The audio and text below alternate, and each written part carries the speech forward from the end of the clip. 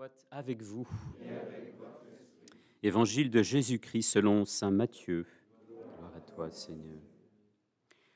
En ce temps-là, Jésus disait à ses disciples, « Vous avez appris qu'il a été dit, œil pour œil et dent pour dent.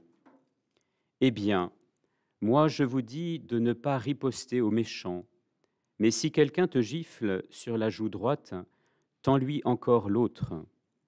Et si quelqu'un veut te poursuivre en justice et prendre ta tunique, laisse-lui encore ton manteau. Et si quelqu'un te réquisitionne pour faire 1000 pas, fais-en 2000 avec lui. À qui te demande, donne, à qui veut t'emprunter, ne tourne pas le dos. » Acclamons la parole de Dieu. Louange à toi, Seigneur.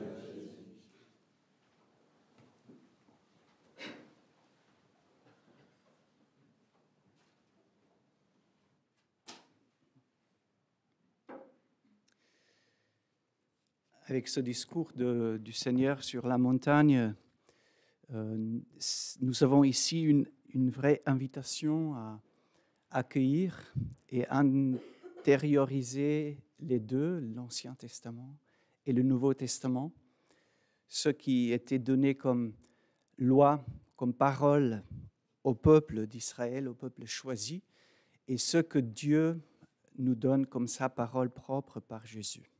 Les deux en même temps. Cette parole qui est très courte, mais qui est quand même une citation de l'Ancien Testament, œil pour œil et dent pour dent,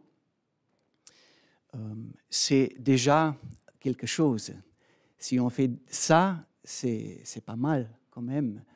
Le texte ne parle pas de la vie quotidienne, de nos relations quotidiennes normales, de nos relations dans le travail ou dans la famille. Mais il s'agit bien sûr de situations du conflit, de situations qui ne sont pas très claires. Et là, bien sûr, Dieu demande que son peuple, le peuple choisi, ne soit pas comme les autres. Le peuple choisi ne peut pas suivre les pulsions, les passions intérieures sans limite et ne peut pas faire n'importe quoi.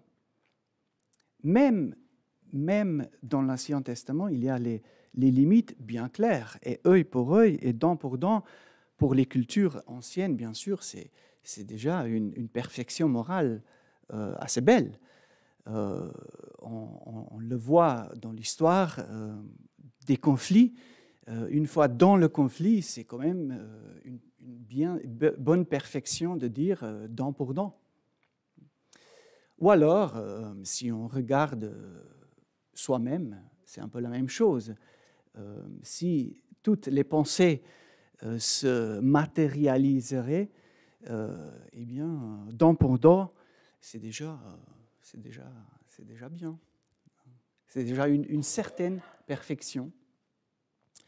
Eh bien, là, si ça, c'est donné par Dieu à son peuple, qu'il a choisi, eh bien, c'est donné pour nous aussi de commencer, d'intérioriser déjà un premier pas, qui est celui de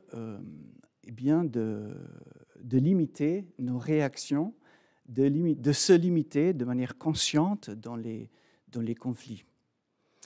Et puis vient, bien sûr, la parole de Jésus, comme c'est le cas tout au long de son discours sur la montagne. Et bien là vient un deuxième pas, comme souvent c'est le cas chez le Seigneur. Et là, chez lui, c'est bien au-delà.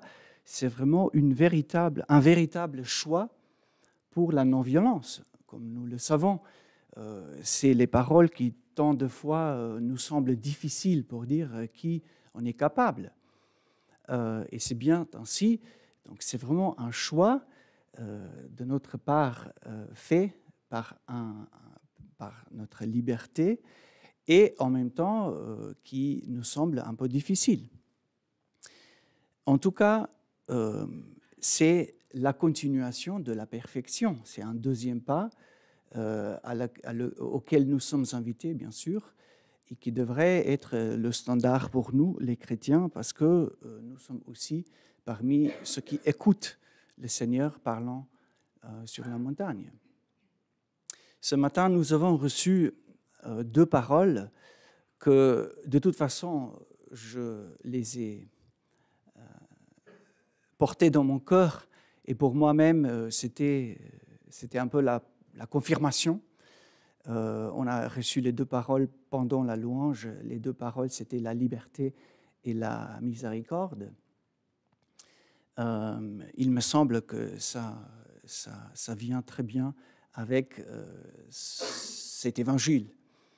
D'abord, la miséricorde, donc de faire un vrai choix pour la miséricorde, qui est le nôtre, donc qui est notre décision active, de être miséricordieux dans les situations qui sont un peu conflictuelles, hein, de ne pas être naïf, de ne pas être sans réflexion, mais de faire un vrai choix pour être miséricordieux quant au conflit. Et puis, comme un fruit de ce choix d'agir de manière miséricordieuse, vient la liberté intérieure, soit dans les conflits extérieurs, parmi les personnes dont parle Jésus, soit de manière intériorisée. Jésus ne le mentionne pas, mais combien de fois les situations dont il parle sont nos situations intérieures, nos situations propres, nos passions qui nous basculent, toutes sortes d'émotions qui nous dominent parfois. La vraie liberté, c'est notre choix d'être miséricordieux. Eh bien, nous pouvons bien sûr s'approcher au Seigneur humblement, lui demander cette grâce de faire le choix de miséricorde, et ainsi recevoir ou devenir de plus en plus libre dans nos intérieurs. Amen.